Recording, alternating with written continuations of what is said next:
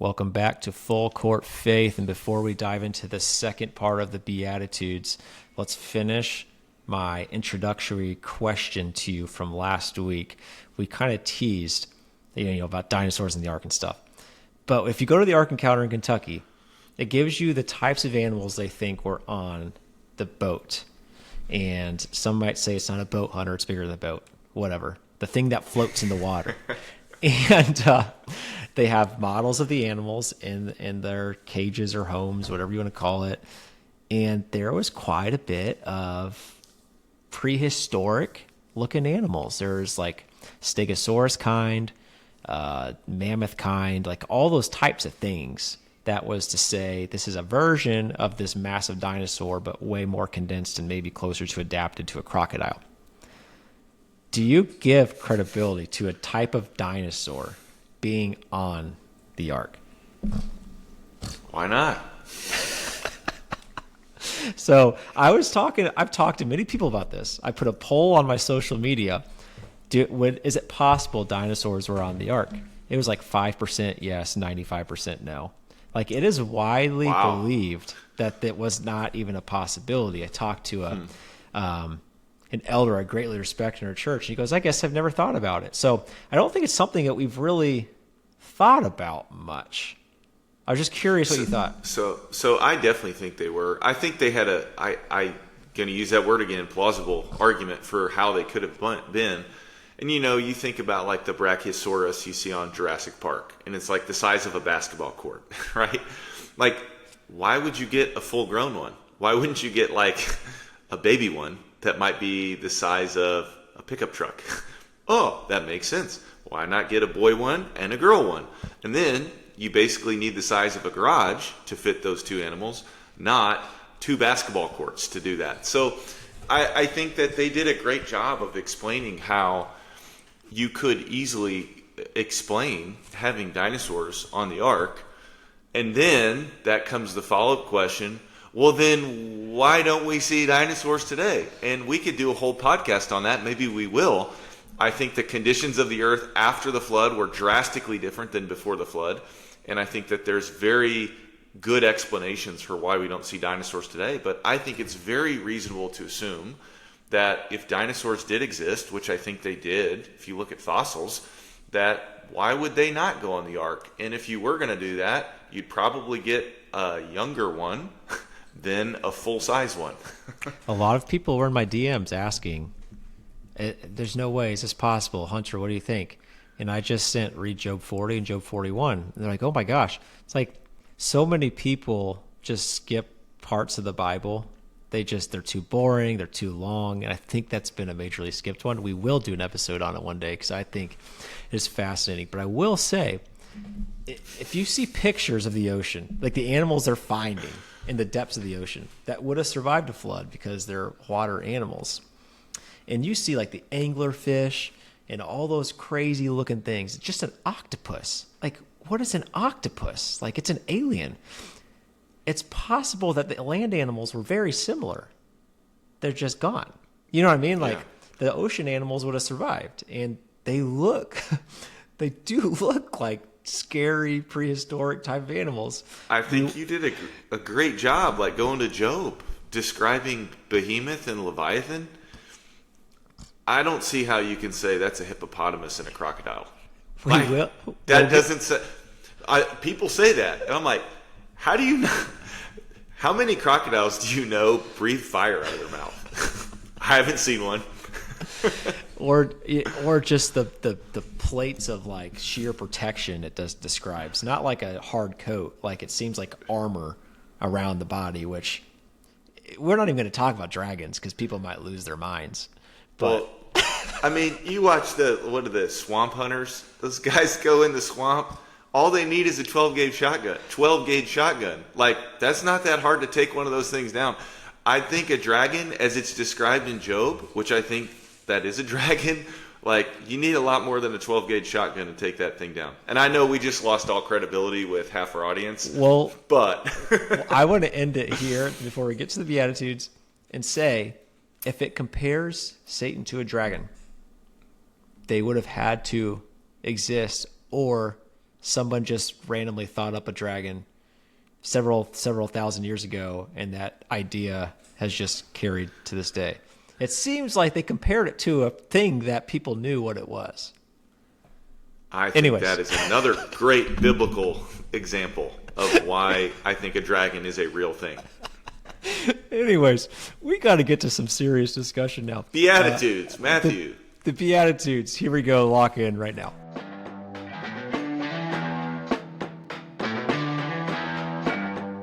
We're going to pick up in verse 5. Blessed are the meek, for they shall inherit the earth. This is a two-part question for you, Johnny. What does meek mean for those that didn't tune into our podcast early in the days? And why do they inherit the earth? Meek does not equal weak. In the English language, we think, a meek person is a weak person because we just erroneously associate the rhyming element in our language. Meek, sometimes it's translated gentle. Meek, it talks about in Numbers 12, Moses was the meekest man in all the earth. And in our previous episode, we talked about meekness being strength under control. And Moses was described in the book of Acts as a man mighty in deed and in word. He was a powerful, strong man. But he was a strong man that had learned self-control. So I think that meekness has a really, no pun intended, strong comparison with self-control. That it is used of horses that are very powerful horses that have learned to be tamed by the bridle. They can be directed and guided. So when it's talking about those who are meek, Jesus is described as being meek as well. The word that I think of is submissive or yielding. Jesus says, I didn't come to do my will, but the will of my Father who sent me. Jesus is the meekest. I mean, in the sense at the time, in human language, Moses was the meekest man. He had a lot of strength, but he showed so much self-control. But Jesus is so much greater than Moses, we see in the New Testament. And Jesus is even meeker than Moses. Jesus could have done anything he wanted to, and he showed the self-control not to do anything outside of the will of his Father. So why do they inherit the earth? So they're welcome in God's kingdom. I think the whole idea of the Sermon on the Mount is the kingdom of God that's linked with the King, who is God, Jesus, the Son of God. They're welcome to be a part of that kingdom. There is access within God's domain and God's presence and fellowship with Him when we've learned to yield to Him, when we've learned to submit to Him. And you see how there's a progression of being broken in spirit. I'm empty of myself. I need the Lord. I genuinely cannot do anything in my own strength. To then those who mourn, I'm grieved over my sin. I want to deal with sin seriously and appropriately so that I'm right with God.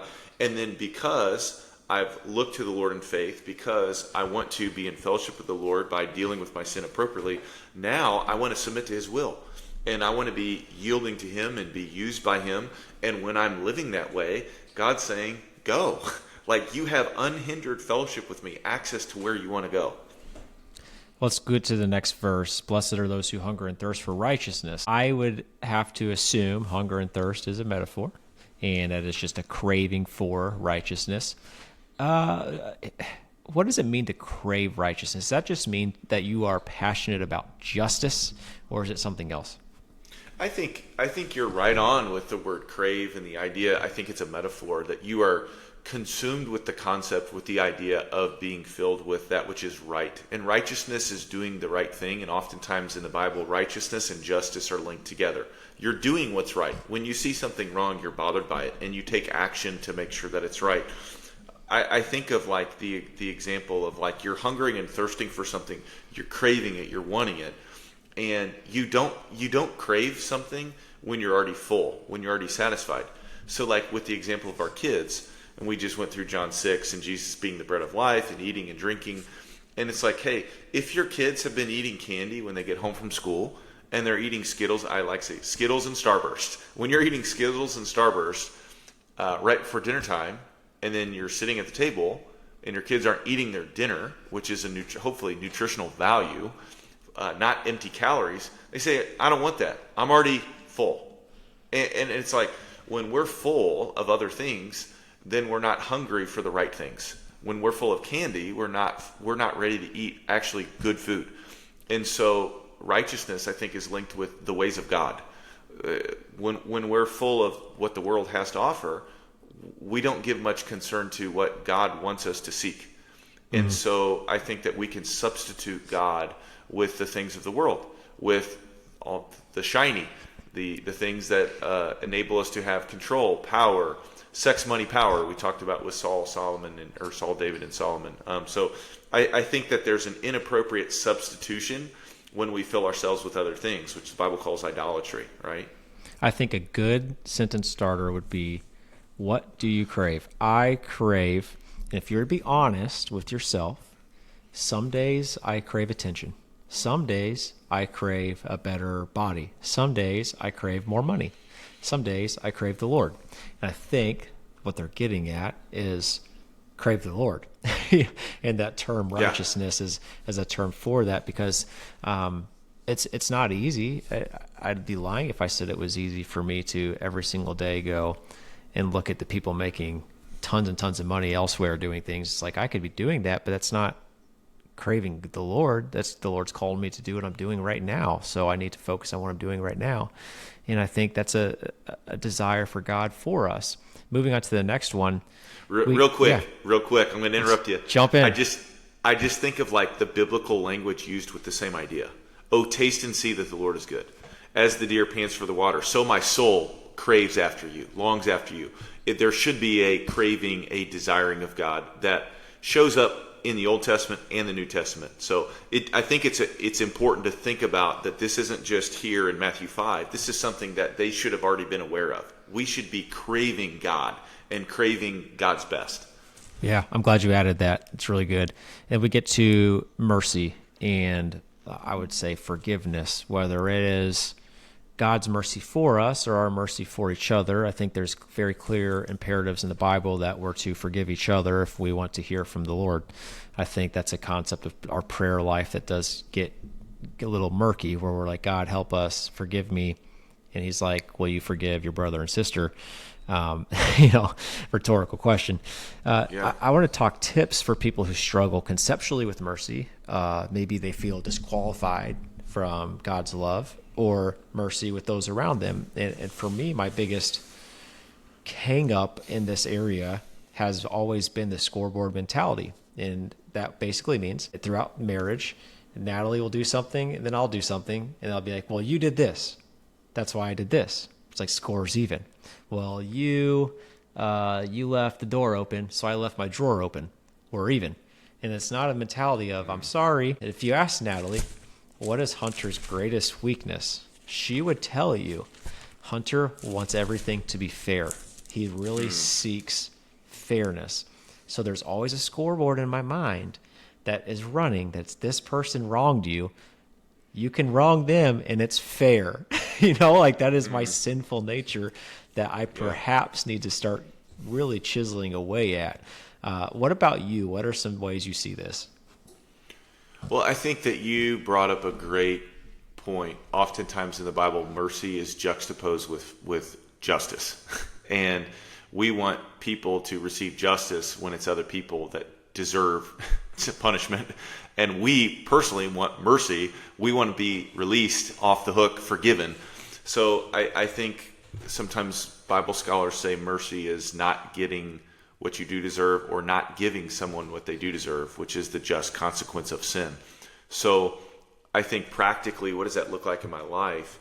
When I'm called to show mercy, is I could pin somebody to the wall with accusations of you're wrong, you deserve this, and you can bash them over the head figuratively of all the things and give them the list of why they deserve blah, blah, blah, blah, blah. But I think mercy is choosing to forgive and saying, yeah, you did hurt me and you did do these things and they are wrong and there are consequences for those things, but I'm choosing to release you of that. I'm choosing to release you of condemning you, and I'm going to forgive you. And no one did this greater than Jesus on the cross. Father, forgive them, for they know not what they're doing. The only truly righteous person who ever lived was being crucified on a cross, mocked, ridiculed, hated by the people he was choosing to save, give his life in their place. And while they're mocking him, he's saying, Father, basically, show mercy on them. forgive them. So I think showing mercy on someone, sometimes it's called compassion in action. I'm choosing to do what's good for you. And a big way we can do that is by forgiving people. That's really, really hard to do. It's really hard to do because our human condition is to get our way. And our way is you hurt me, so it's only right if I do it back. I learned this from the great Bill Bretz. Shout out, Bill. He always prays for mercy. And he says, like, have mercy on our country, have mercy on our families, have mercy on me. And I just think that's so sweet. And it's such just a wise thing to pray for. And it's like in Psalm 51 we talked about, where it's like, please have mercy on me because I know what you could do and what we deserve. So I'm asking for mercy. In the same vein, if we're asking for it, we should probably show it ourselves. So I just learned, to incorporate that into my prayer life, to more so be like, Lord, have mercy on me today. I know I've sinned. I know I'm a sinner. Please spare me from what you could do to me, which is, for me, a righteous fear of God. I agree. And I think like even Jesus uses several examples of trying to say, if you've been shown mercy, isn't it a terrible inconsistency that you don't show mercy to other people? And it's like, if you've been forgiven of so much, then it doesn't make sense when we don't forgive other people. And I think that it goes back to the beginning. I want to be empty of self. I want to be mourning over my own sin. I want to be meek. I want to be under control, submitting to the Lord. I want to be craving Him. And I want to show mercy because of how much mercy I've been shown. You see how like the Beatitudes, they kind of build on each other. Yeah, they do. And then we get to pure in heart, which we kind of talked about. And then the peacemakers, for they shall be called sons of God. First question for you, I think it's a confused topic and word. I think there's a difference between peacekeeping and peacemaking. What would you say the primary difference is? Well, I want to go back. We just brushed over pure. Go back and dive into it. To quote, I have this written in my Bible. No, spend as much time as you want. I have this written in my Bible from Bill Bretz. You just quoted him. And sometimes when somebody says something like profound, I write their name. And like at some point, usually I date it. I don't know why I don't have a date. But he said, being pure of heart is not merely the absence of bad, but the presence of good. And it's like you're filling yourself with that which is good. And like think about like what are you allowing your mind to be dwelling on these things, pure, lovely, whatever is of excellent repute, honorable, etc. So when you're doing that, then you will see God. You're filling your mind with the good things of God. And then going to peacemaker, I think because you're filling your mind with the good things, then you're able to try to seek the well-being and good in other people's lives. And I think like your question, is there a difference between peacemaking and peacekeeping? Absolutely. Peacekeeping is like the example you used of when you don't feel like doing the dishes, so you just put them in the sink. And you can I think of peacekeeping as like you sweep things under the rug, put the toys underneath your kid's bed, but you don't really put them away appropriately. And it takes a lot more effort to be a peacemaker than a peacekeeper. I think it takes intentionality and a lot of hard work to really address the problem and the root of the problem, not just the fruit of let's just act like it's not happening. Let's just act like it's not there. And I think that can happen in any relationship where when there's a problem and you kind of casually push it off to the side and act like it's not there. And that might work for a relationship that is not really substantial, or you're not in frequent interaction with each other. But if there's really a depth in there, you have to deal with the issue. And I think that's the difference between peacekeeping and peacemaking. And that's why I brought it up, because I think people would naturally be inclined to think just that because its easiest solution is peacekeep. Peacekeeping is passive and peacemaking is active. And passive things are what we would tend to do in just our default setting. We'd just go, all right, what is the easiest way to get through the situation? It's to keep the peace. Someone says, keep the peace. It is don't do anything wrong. Don't majorly screw up. What does peacemaking mean? What does it mean to make peace? It means to actively seek out somebody or something that is at conflict and fix it. And that bring good. Bring about the good. That is much harder, and it requires much more intense and vulnerable conversations. It requires you to call up that person that you've just really been butting heads with and say, hey, like, we need to figure this out. I'll give you an example. So in our morning basketball league, we have a lot of alpha male guys that throughout their lives have been the alpha. And whenever you insert them into that arena, they butt heads like rams. A normal person would think, man, these guys hate each other. It's not the case. But we will argue, we'll chirp back and forth. I have taken a step back. Johnnie has not been at basketball in a few months. You can ask people. I've taken a step back. In fact, I got a text from our guy, Derry Bird, this morning, and he said, basically, way to be a facilitator today. Basically, like, you passed and you move the ball around. I was just like, some days you don't have it. Anyway, where was I going with this? Oh, I know where I was going. So then we argue and then we fight, and sometimes we'll say, like, quit being a crybaby or quit being sensitive or whatever it might be. Whenever I argue with someone, it's basketball related. However, I will feel like I need to make peace after. I don't need to keep peace and just move on. So afterwards, if I go back and forth with a guy, I'll text him after, be like, hey man, it's all love, it's just basketball. I hope you're good, and I hope we're good, and all this stuff. And they usually respond almost every time with, same way, man, appreciate you, see you next week. That's just how it is. But that's the difference between peacemaking. It takes an action on my part to send a text or a phone call or whatever it might be to just say, hey, I want to make sure we make peace here and everyone's good, and not just kind of shove it under the rug. So that was a long, elaborate analogy. I think it's good, in relationships or in like work culture dynamics, sometimes they say when you stop talking to each other, that's like evidence that there's a big problem. And like even when, like in sports, because full court faith, when a coach stops talking to a player and like trying to help them, that's not a good thing. Actually, it means like the coach has kind of been like, you're not going to change, so I'm not even going to waste my time. But when a coach is like coaching you hard, and like, this, I'm talking to the coach right now, but it's like when a coach is like, hey, you're not doing this, you got to get better at that.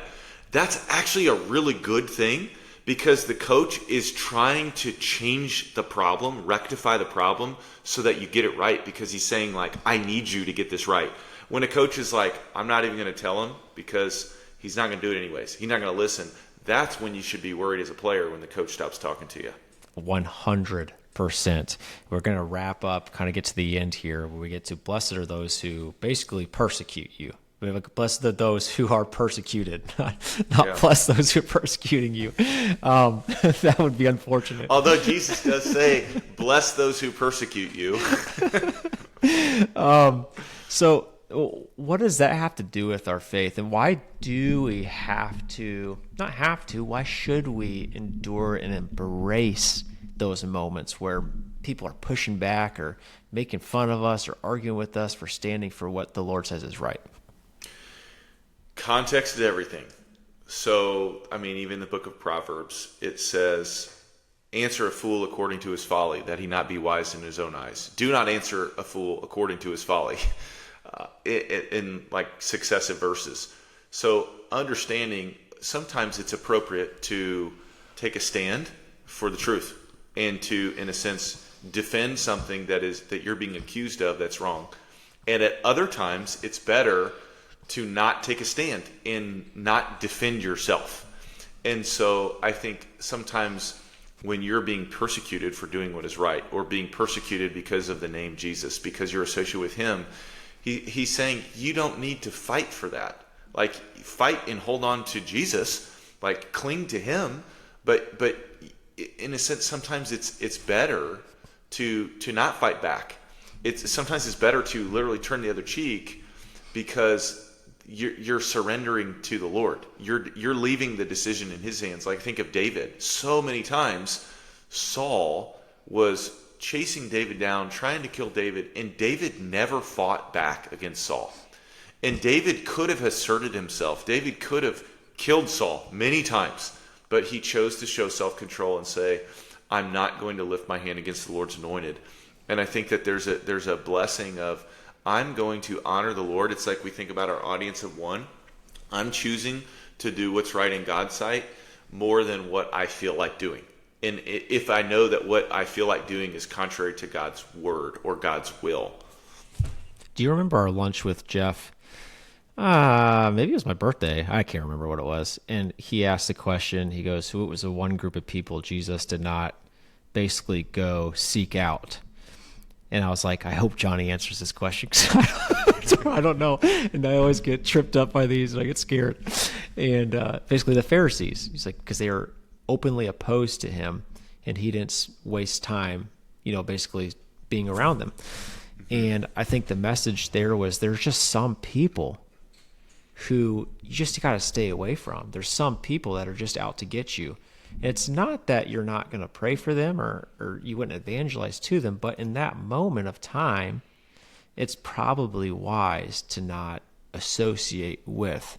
And I thought that was a really, I hope I worded that correctly, and maybe you can fix me if I'm wrong. No, I think you're right. I think you're right. Like context, the context.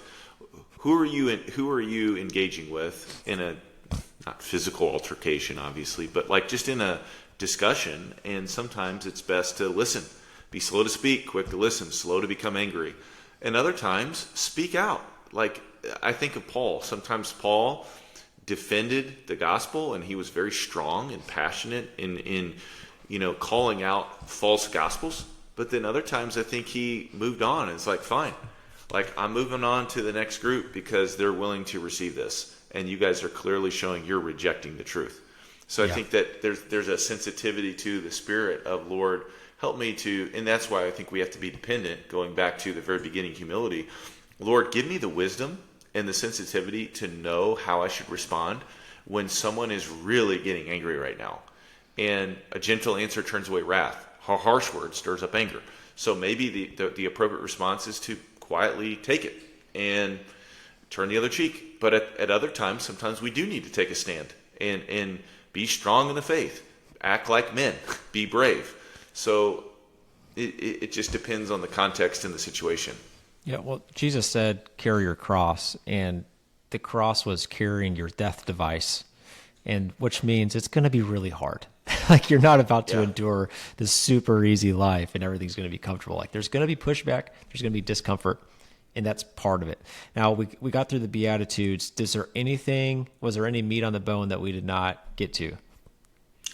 I think that it's appropriate like to continually like reflect in like the biggest idea, I think, on the Sermon on the Mount in general, but especially in the Beatitudes, is like we're inviting the Lord to do work in our hearts. Lord, change me. Make me more like you. I want you to make me more like this. And to, like, I know it's not be this attitude, but like we talked about, but I think that that's an appropriate, like, overflow of this conversation of like, Lord, give me the attitudes where I can be meek, where I can be pure. Fill me with what you want to fill me with. And I think a big word in all of this is surrender. I'm surrendering to the Lord. And when I surrender to him, I can live in victory. That's really good. Do we have time so I can give a quick little update on everything going on outside of the pod? You're the point guard. Go for it. Which, by the way, it's part of the update. I've been a guest on several different podcasts in the last week or so.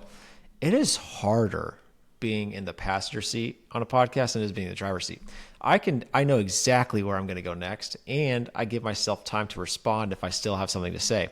The person in the passenger seat just has to hope it's going in the right direction. There was one I was on, and I really like the podcast host, Johnnie, but he'd ask a question, I'd answer, he'd answer, we'd go on to the next one, which is fine. It's his prerogative, and it was a blessing for me to be on. It was a top 50 podcast in sports. Like, I was really happy to be a part of it, but I'd want to be like, wait, I got something else to say, but it was gone. And I just had to let it go. So I give you a lot of grace for. I totally disagree. I think your role is so much harder than mine, and it's easy for me to play when you got a point guard who lets you do what I just did, where I'm like, stop, and you graciously let me interrupt. So I love it. You have a much harder role than me, and I just love getting to do this with you because you take us in a great direction, and you kind of let me be me. But I think your job is so much harder than what I do. We can agree slightly, but the thing I want to get to is the announcement. Sorry, I got sidetracked. The book I wrote for coaches, Care to Compete, is coming out June 8th, and it'll go on pre-order by the time this is out. So it'll be on Amazon. I don't want people in my social circle to feel like they have to buy a book they won't read to support me. That's not something I desire. So if you're curious about it, you're not a coach or even in athletics, and you want to ask me, I'll just tell you about it. That's fine. So that's coming out. But the cool thing has been, I've been like, how this works is book tours are podcasts basically now, which is such a blessing. You don't have to travel across the country. You just got to get on your computer once or twice a week. And you send like 30 feelers out, and then one responds.